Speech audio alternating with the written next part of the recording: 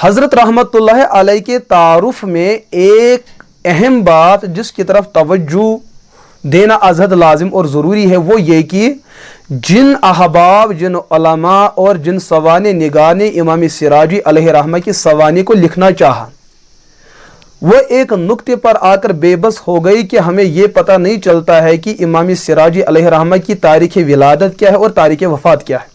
ये पता नहीं चला, बिल्कुल पता नहीं चला। कुछ लोगों ने 7वीं सदी का आलिम उनको लिखा, किसी ने 6ठी सदी का आलिम लिखा है, लेकिन हतमी और कतई दलील किसी के पास नहीं है।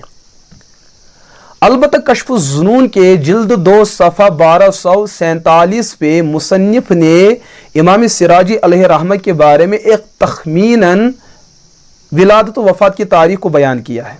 वो क्या है कि इमाम सिराजी ने जब अपनी किताब अस्सिराज फिल मीरास लिखी है, जब ये लोगों के सामने आई, उलमा के पास आई, तो उलमा ने इसको पसंद किया। उलमा ने इस पर हवाशे लिखने शुरू कर दिए, इसकी शरहें लिखनी, इसकी वजाहतें लिखनी शुरू कर दी। उनमें से एक बहुत बड़े इमाम गुजरे हैं, इमाम अबुल हसन हैदर बिन उमर अस्सगानी अलैहि रहमा। इनकी वफ़ात होती है 358 हिजरी में।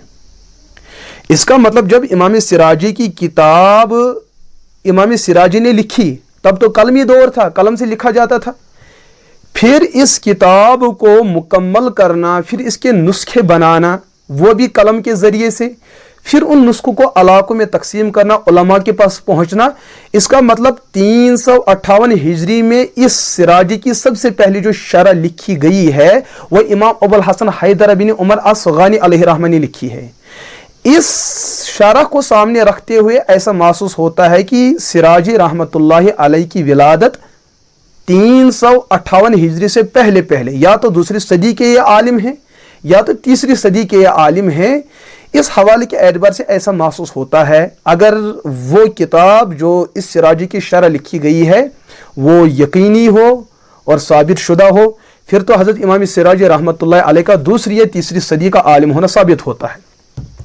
और अल्लाह के रसूल अलैहिस्सलातु ने फरमाया खैरुन नासि क़र्नी सुम्मल्लज़ीना यलूनहुम, कि बेहतर लोग मेरे ज़माने के लोग हैं, फिर वो जो सहाबा के बाद ताबईन हो, जो ताबईन के बाद अतबाए ताबईन हो। तकरीबन ये दौर वही तीसरा दौर ही कहलाता है।